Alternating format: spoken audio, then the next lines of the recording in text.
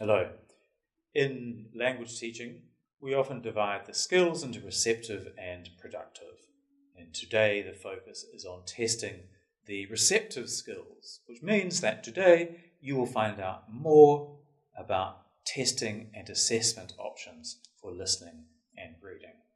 And we'll be doing this together with Dr. Peter Gu from Victoria University of Wellington. Okay, so today, Peter, we're going to be talking about the testing of receptive skills, the skills of listening and reading. Now, this is a huge topic, and we're not going to be able to go into any real depth.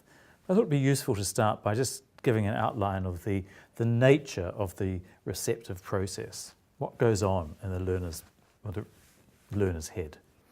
Sure. When we're talking about receptive language, we're talking about basically listening and reading. So for both listening and reading, actually we're talking about three main sources of variance that determines somebody's ability in listening and reading. So first of all, we have the readers and listeners. Mm-hmm. So the person is approaching, for example, a piece of text in reading and listening to a piece of text read aloud, for example, in listening. So the person will bring certain variations, and that determines how well he or she, in terms of language skill, in terms of personality even, will influence the listening, will influence the reading. And the text itself will also influence the result of listening and reading. For example, how difficult it is, what words are included, the topic of the text.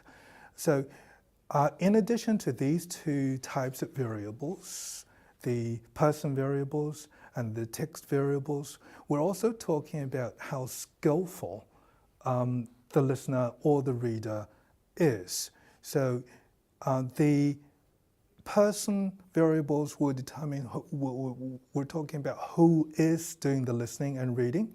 The text variables will answer the question of basically what can be read, what information is available in the text, whereas the process variable, what you do to the text, will determine how you process the test. Okay, so clearly just there you've got three important variables at play. So to check my understanding, we've got the text, the task, and the individual, basically. In the individual, the task, and the test, and the task of processing. Okay, great.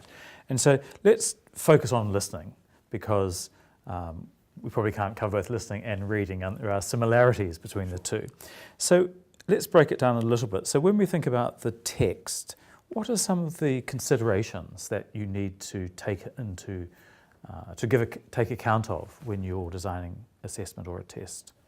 First of all, the topic of the test, the text should be very important, because if it's something totally out of the listener's topical knowledge, then of course, no matter how easy the text itself is, at the sentence level, he or she won't be able to fully understand it. So the topic is definitely the first important thing, probably, in choosing a piece of text for listening.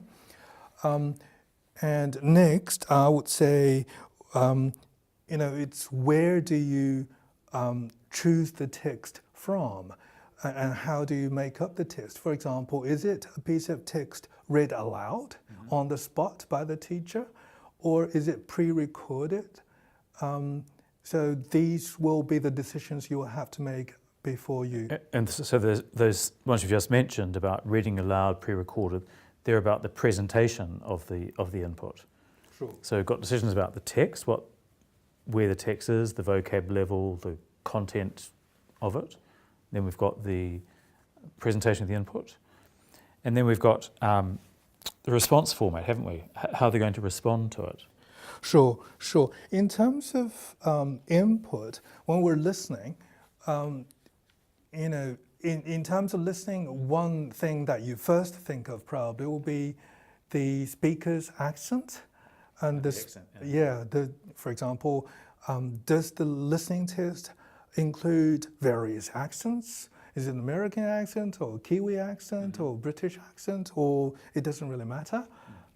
It definitely matters in terms of, it depends on the purpose. If the purpose of the listening test is to see somebody's listening ability in New Zealand, it has to be Kiwi accent, for example.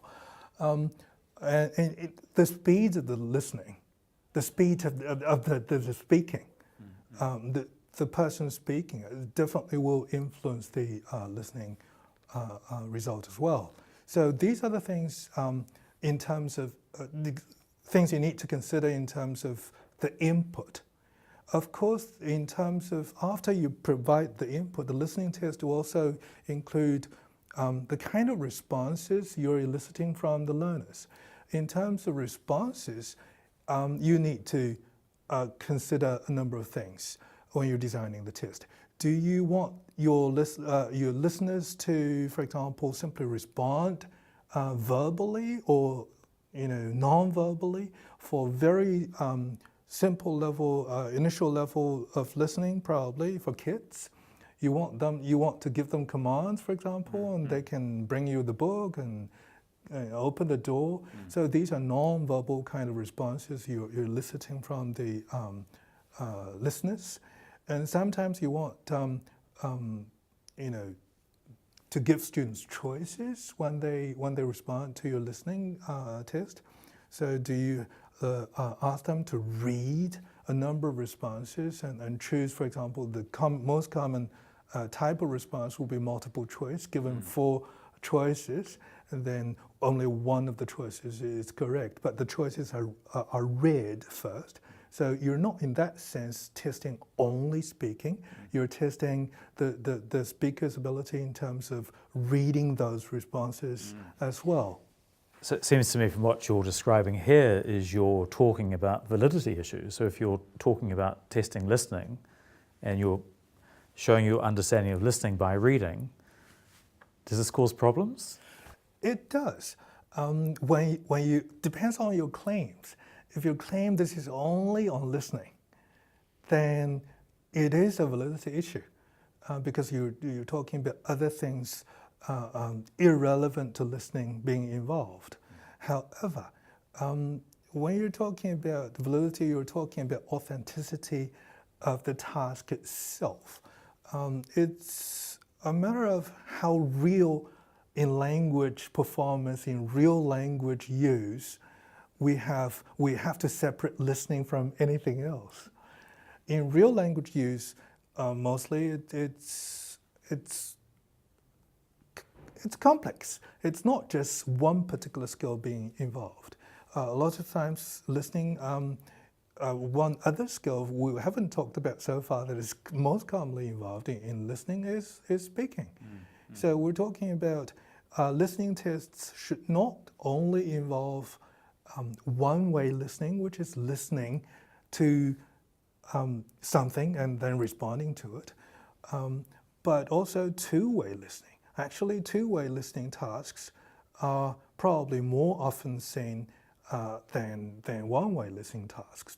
By two-way listening tasks, I mean real kind of situations in listening where there are two parties, listeners and speakers. Like us. Exactly. We're exchanging information. As we listen, we're taking in the information, processing the information, and then responding appropriately. And that's a skill. That's a listening skill in terms of responding appropriately, not just being able to understand the information. Well, I hope the viewers of this film give me full marks for my listening skills.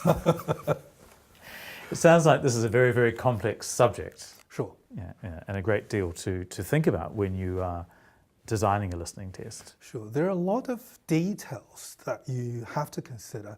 It's definitely not that simple.